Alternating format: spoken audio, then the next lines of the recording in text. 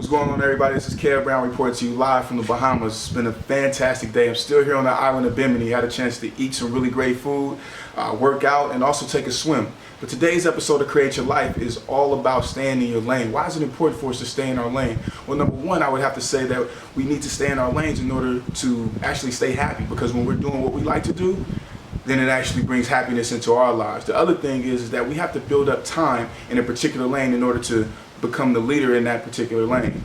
So sometimes, we see our friends are doing their thing, they're doing fantastic in whatever it is that they do in life, and we're encouraged, or we're tempted to want to jump into what it is that they're doing so that we can, get the same success that they have. But the thing about it is that what might be good for somebody else might not be good for us. So before jumping into something else or trying to switch up career fields because you see that something, the grass may look greener on the other side, I think it's very important for us to understand the sacrifices and the things that the other person has to do in order to become who they are and lead their industry.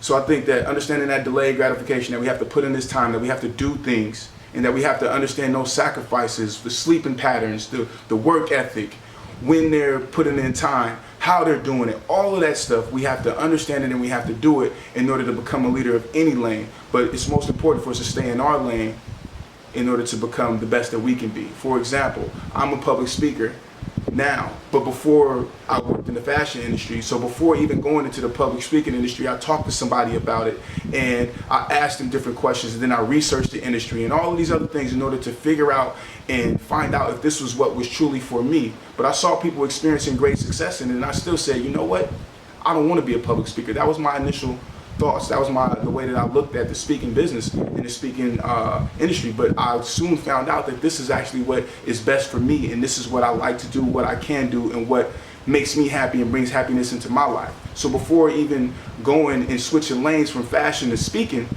I had to research it, and then I put in that time, hours and hours, and understood the work ethic and the industry of speaking and how public speakers build their careers and things like that before switching. So now I do have a new lane, but I studied that lane and I actually was being true to myself. So that's what I'm talking about when I'm saying staying in your lane.